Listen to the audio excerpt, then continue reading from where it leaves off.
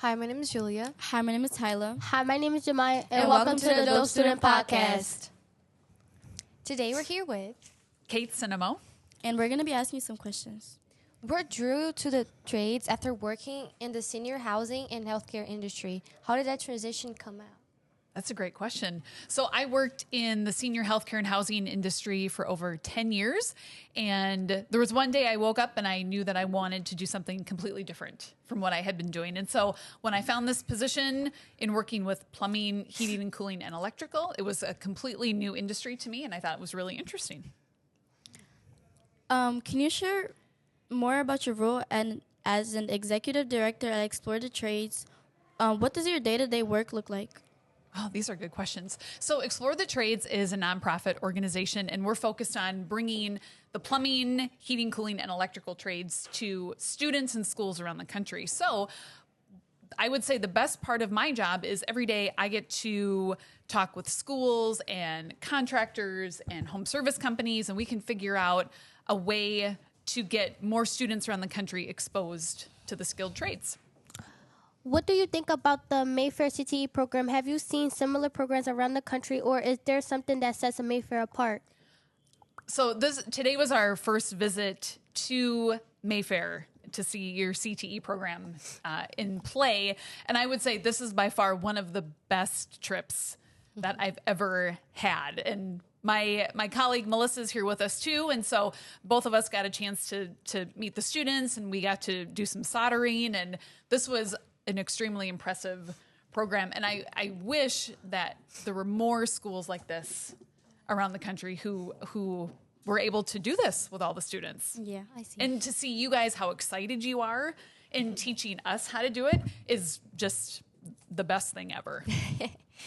Explore the Trades is working to bring trades back into schools across the country. What do you think are the key challenges in making this happen?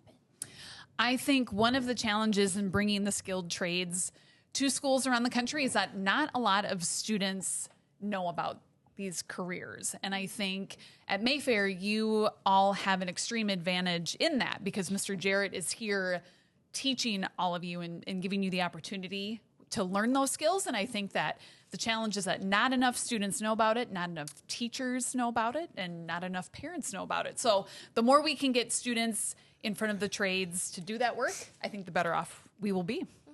Why do you think it's important for students to get hands-on exposure on the trades at a young age? This is something that we talk about a lot at work, and I think it's important for younger students to see the tools and to learn about what these careers do, because if we didn't have plumbers, we wouldn't have clean water every day, right? When we brush our teeth and stuff like that. So I think the more students have that education and get to see it in action, I think that is really interesting, and I think that gives you a good foundation into the future. What are some of the most exciting careers you've seen in the trades, and why should students consider these fields? That's a tough question to answer. I think, let's see, what are the most exciting careers? I would say that depending on what you're interested in, I think there's always a spot for you in the trades. I think whether you have the mechanical aptitude and the interest to do the hands-on work, I think if you like marketing, there's a great place for you. I think if you like logistics and transportation, I think there's a place for you. So I think that's the cool thing about the trades is that there's something for everybody. What partnerships between schools and trades have you found to be the most successful? Can you share an example? Yeah, well, I think one of the best partnerships that we have established at Explore the Trades is with our partner in Ferguson. And between our two organizations, we've been able to create our Skills Lab partnership, which is why we got the chance to visit today and to see you guys in action and to see the plumbing supplies here. And I think if we can get more education and industry partnerships together, I think that helps spread the message even faster. Mm-hmm. What advice would you give to students who are unsure about whether the trades are right for them? Is it okay if I turn the question back to you guys? Yeah. Can I do that? Can I do that on the podcast? Sure. Yeah. If someone asked you guys about it, and because you guys have taken the class, what would you say? I would say that like if the first time you go into class and you feel comfortable while doing what you have to do, and the first time you touch it, like, and you know it's right for you, like, you like doing it. So might as well just. I mean, Keep doing it. Yeah. It's always scary because Yeah. you don't know what's going to happen. Yeah. But eventually, when you start working with people and they communicate and show you how to do it, you'll find what you really are meant for. Okay. Do you have anything to say? Yeah. Anything to add? No. No? It's also mostly about like the people you work with. Right. Because Yep. it depends if like you have partnership. Because while doing work, you have to be able to do it together, like so you can like finish your project or like Yeah. Because there's always people who are going to do it for love Yep. or just doing it because they have to do it. So you choose what you have to choose. Sure. And I think in watching all of you today, I think you guys love this. Right. That's the takeaway. That's awesome. Can you tell us about some of the most memorable stories or experience you had with students who discovered their passion for the trades? Sure. Well, I'm going to say it again. I think our visit here today is probably the best experience that we've had. But I was able to visit another high school down in Texas a couple years ago. And so we got to see the students in their lab, which was just like yours, right? Just a little bit bigger. And in Texas, the high school students have the chance to start earning hours for their apprenticeship, for their plumbing apprenticeship. So it was really cool to see one of the high school freshmen have his apprenticeship card in his wallet. And he was really proud of that, right? So, because he knows what he wants to do, and that's a big deal to get your apprenticeship card. So that's also one of my favorites. How can we as educators and industry leaders make the trades more appealing to students who may not know about the career options available? That's the question that we talk about every day. And I think that, you know, with the trades being in our lives every day with clean water and heat and air conditioning and things like that, I think it's important for all of these companies and contractors to get into the school, because it's their responsibility. It's our responsibility in the industry to pass that knowledge down. So the more we can encourage business owners and people at larger companies who have the tools to share and things like that, I think that'll help us spread the message even faster. Yeah. You've worked with contractors, students, and teachers nationwide. What are some common challenges they face in promoting in the trades, and how can they be overcome?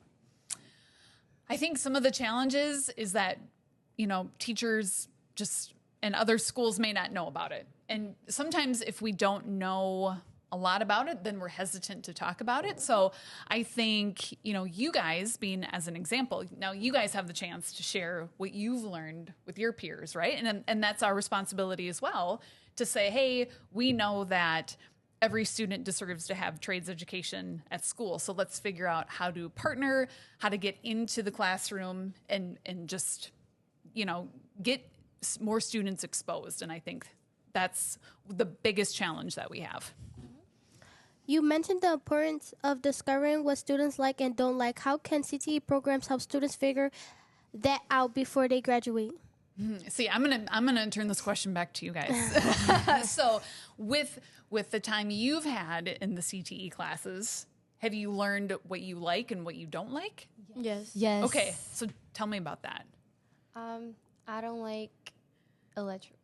Okay. I like plumbing and hands-on working in general. Yeah. I don't. Yeah, it's not my. Yeah, not my vibe. it's the same for me because I never really learned how to do electrical because I don't like doing it. Sure.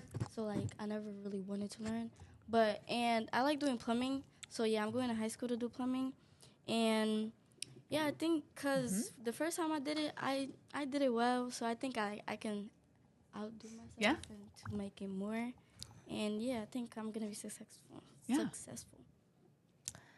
I really only did plumbing, so like I like plumbing. So, Sure. Yeah. Yeah. I think with CTE programs, especially with you guys still being in middle school, I think it gives you an early advantage to say, hey, I think this is interesting. let me try it out and see if I like it, right? I mean, what a Yeah. great time for you guys to try it out. And if you like Right. it, you do. And if you don't, Yeah, 'cause that's okay. Yeah, because it's better to learn. Like, it's good that we have this CTE class in middle school because we learn early, and then when we go to high school and there's programs there, trades, we can just literally start off and we know how to do the things.